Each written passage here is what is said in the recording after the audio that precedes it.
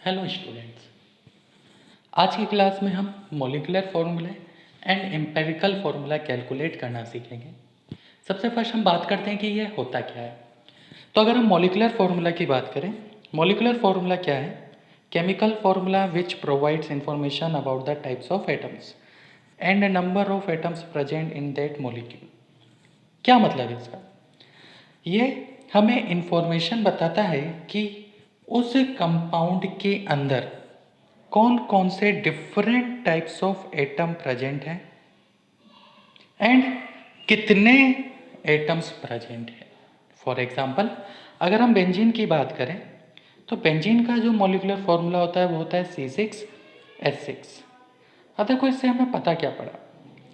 इससे हमें पता पड़ा कि बेंजीन के अंदर कार्बन एटम भी प्रेजेंट है और हाइड्रोजन एटम भी प्रेजेंट है। 6 कार्बन एटम है, 6 हाइड्रोजन एटम है, यानी टोटल कितने डिफरेंट एलिमेंट्स हैं एंड उन कौन कौन से डिफरेंट टाइप्स ऑफ एलिमेंट है, ये हमें मॉलिक्यूलर फॉर्मूले से पता पड़ता है। ठीक है, अब आता है second empirical formula. Empirical formula क्या बताता है? तो एम्पेरिकल फॉर्मूला हमें इंफॉर्मेशन बताता है कि उस फॉर कंपाउंड के अंदर डिफरेंट टाइप्स ऑफ एलिमेंट, यानी कौन कौन से डिफरेंट एलिमेंट प्रेजेंट है। साथ ही के साथ ये उनका एक रिलेटिव नंबर बताता है। रिलेटिव नंबर मतलब बोले तो सिंपलेस्ट रेशियो। जैसे कि बेंजीन का जो एम्पेरिकल फॉर्मूला निकल के आता है वो निकल के आता है CH। क्या मतलब है इसका? इसका ये मतलब है कि बेंजीन में कार्बन भी प्रेजेंट है, हाइड्रोजन भी प्रेजेंट है, और कार्बन और हाइड्रोजन एटम का जो सिंपल रेशो है वो है 1:1। यानी जितने कार्बन एटम हैं उतने ही हाइड्रोजन एटम हैं। ठीक है, बट फिर इससे इंफॉर्मेशन क्या नहीं मिली? इससे हमें ये पता नहीं पड़ा कि exactly number of carbon atom कितने हैं एंड हाइड्रोजन एटम कितने हैं। सिर्फ और सिर्फ उनका रिलेटिव नंबर हमें यहाँ पे पता पड़ता है। तो बेसिक सा डिफरेंस हुआ molecular formula and empirical formula में। मॉलिक्यूलर फार्मूले में हमें एग्जैक्ट नंबर भी पता पड़ता है एज वेल एज ये भी पता पड़ता है कि कौन कौन से डिफरेंट टाइप्स ऑफ एलिमेंट हैं। लेकिन मॉलिक्यूलर एम्पेरिकल फार्मूला में हमें सिर्फ और सिर्फ different types of element and उनका रिलेटिव रेशो पता पड़ता है। उनका एग्जैक्ट नंबर क्या है ये इन्फॉर्मेशन हमें उसके एम्पेरिकल फार्मूले में पता नहीं पड़ती। ओके, अब बात आती है कि हम एम्पेरिकल फार्मूला कैलकुलेट कैसे करें। तो एम्पेरिकल फार्मूला कैलकुलेट करने का कुछ पर्टिकुलर स्टेप्स हैं, कुछ रूल्स हैं। अगर आप step by step in rules को फॉलो करोगे तो ऑटोमेटिकली एंड में आपका एम्पेरिकल फार्मूला डिराइव होकर निकल आएगा। क्या रूल है ये? तो रूल नंबर 1 बोलता है कि identify the percentage composition of each element. Question में आपको ये इन्फॉर्मेशन दी जाएगी कि मान लो एक कंपाउंड है, उसमें कार्बन है, हाइड्रोजन है, नाइट्रोजन है एंड ऑक्सीजन है। तो कितना परसेंटेज कार्बन है, कितना परसेंट हाइड्रोजन है, कितना परसेंट ऑक्सीजन है एंड कितना परसेंट नाइट्रोजन है। तो हमें क्या हो गया? हमें परसेंटेज कंपोजिशन मिल गया। या इसके अलावा हमें उनका एक सिंपलेस्ट रेशो भी दे सकता है। तो अगर सिंपलेस्ट रेशो भी बाय मास दे दे तो भी हम उससे परसेंटेज कंपोजिशन निकाल सकते हैं, या हम रेशो में भी कैलकुलेशन कर सकते हैं, या क्वेश्चन में हमें डायरेक्टली क्या दे देगा? परसेंटेज कंपोजिशन दे देगा। ठीक, अब क्या करना है? अब इन परसेंटेज कंपोजिशन को उनके एटॉमिक मास से हम क्या कर देंगे? डिवाइड कर देंगे। जैसे कि हमने प्रीवियस लेक्चर में देखा था, अगर किसी भी एलिमेंट या कंपाउंड के गिवन मास जो कि ग्राम में दिया हुआ है को उसके एटॉमिक मास या मॉलिक्यूलर मास से डिवाइड करते हैं तो हमें मोल मिलता है। उसी तरह से यहाँ पर भी परसेंटेज कंपोजिशन है, परसेंटेज कंपोजिशन बाय मास है।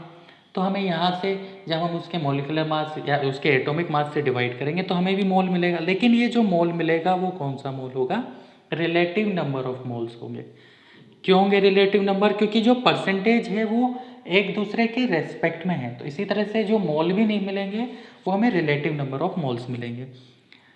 ओके, ये हमारी सेकंड स्टेप, यानी फर्स्ट स्टेप में हमने आइडेंटिफाई किया कि परसेंटेज कंपोजिशन क्या क्या है। सेकंड स्टेप में हमने उसके एटॉमिक मास से उसे क्या कर दिया, डिवाइड कर दिया। थर्ड स्टेप क्या होती है कि सेकंड स्टेप में जब आपको रिलेटिव नंबर ऑफ मोल्स निकल के आ जाएंगे तो divide the quotient of step 2 by the smallest of them to get a simple ratio. यानी आपको क्या करना है कि सेकंड स्टेप में जो भी वैल्यू मिनिमम निकल के आएगी उसको सब में डिवाइड कर दो। अब इससे होगा क्या, ठीक है, जब हमने डिवाइड किया तो हमें क्या मिलेगा, हमें एक सिंपल रेशो मिलेगा।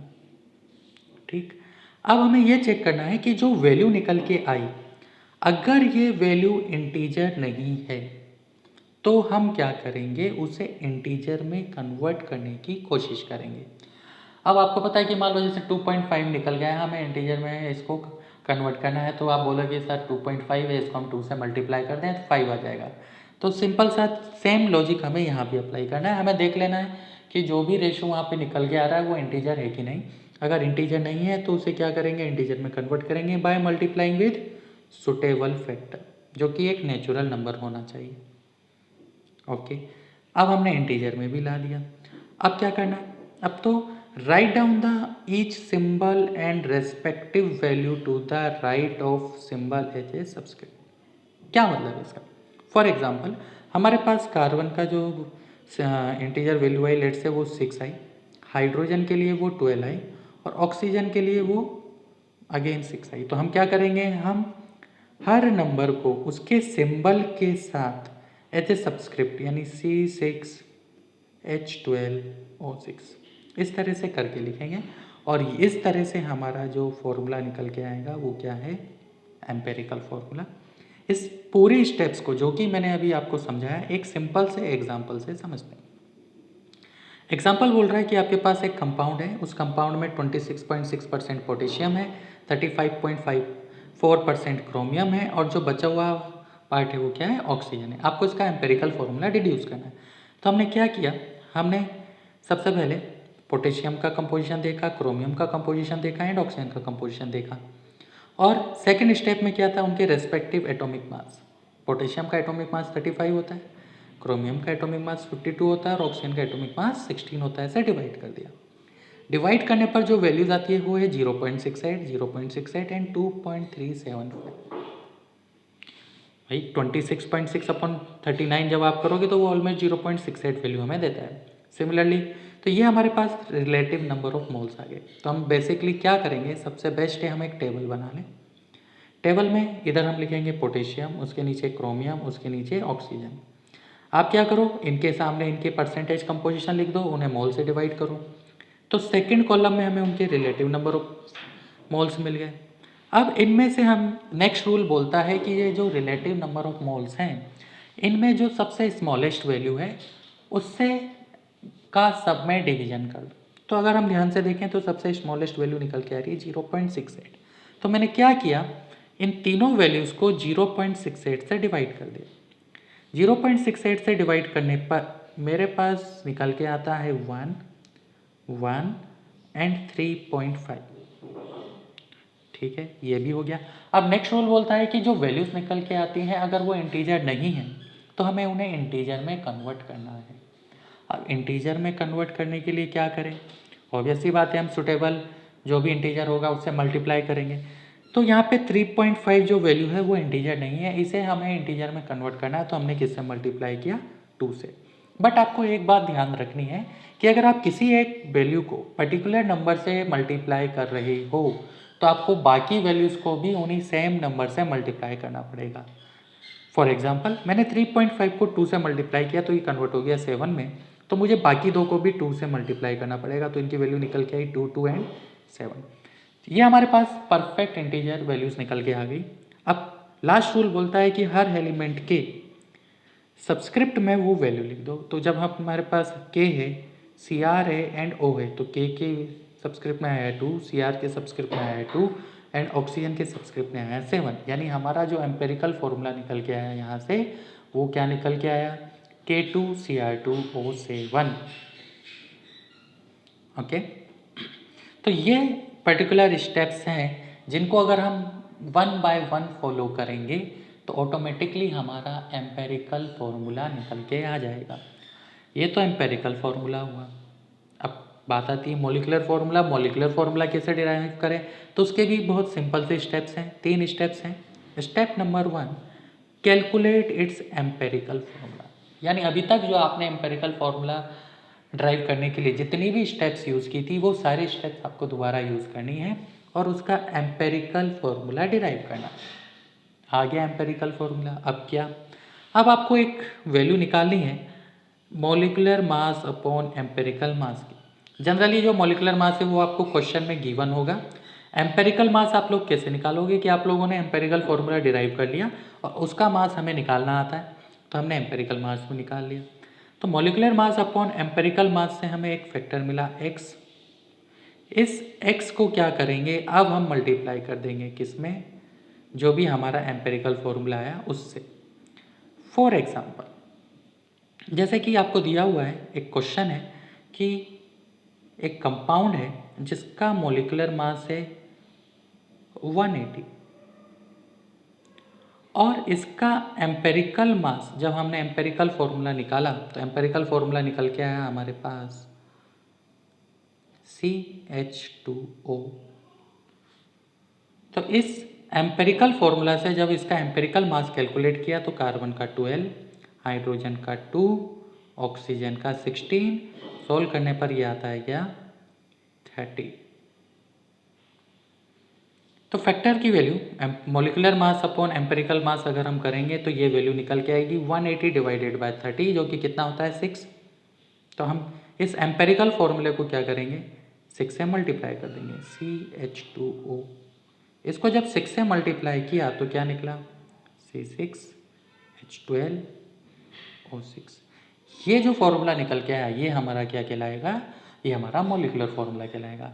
तो मॉलिक्यूलर फॉर्मूला कैलकुलेट करना बहुत ही सिंपल है, राइट। बट हमें क्या निकालना आना चाहिए, उसका एम्पेरिकल फॉर्मूला निकालना आना चाहिए। एम्पेरिकल फॉर्मूला निकालने के लिए एक बार हम दोबारा से देख लेते हैं क्या क्या स्टेप्स है। सबसे सिंपल हम क्या करें, आइडेंटिफाई करें percentage composition of each element. ठीक है, उन परसेंटेज कंपोजिशन को उनके रिलेटिव रेस्पेक्टिव एटॉमिक मास से डिवाइड कर दें। फिर जो भी वैल्यू आएगी उसमें जो स्मॉलेस्ट है उस स्मॉलेस्ट से क्या करेंगे, हम सभी में डिवीजन कर देंगे ताकि हमें एक सिंपल रेशो मिल जाए। इस सिंपल रेशो में हमें चेक करना है कि क्या ये जो वैल्यूज़ आई है वो इंटीजर है कि नहीं है। अगर इंटीजर नहीं है तो हम क्या करेंगे, एक सुटेबल इंटीजर से सारे नंबर्स को मल्टीप्लाई करेंगे जिससे कि जो नॉन इंटीजर वैल्यू थी, जो कि फ्रैक्शनल वैल्यू थी, वो भी इंटीजर में कन्वर्ट हो गई। अब ये जो हमें वैल्यूज़ मिली इनको हम हर एलिमेंट के सिंबल के साथ एज ए सब्सक्रिप्ट में लिख देंगे और यहाँ से जो फॉर्मूला निकलेगा वही हमारा क्या है, एम्पेरिकल फॉर्मूला है। तो नेक्स्ट क्लास में हम इस टॉपिक से रिलेटेड कुछ 2-3 सम और सॉल्व करेंगे और देखेंगे कि किस वैरायटी के क्वेश्चन एम्पेरिकल फॉर्मूला या मॉलिक्यूलर फॉर्मूला से जेईई मेंस या नीट में पूछे जाते हैं। Thank you.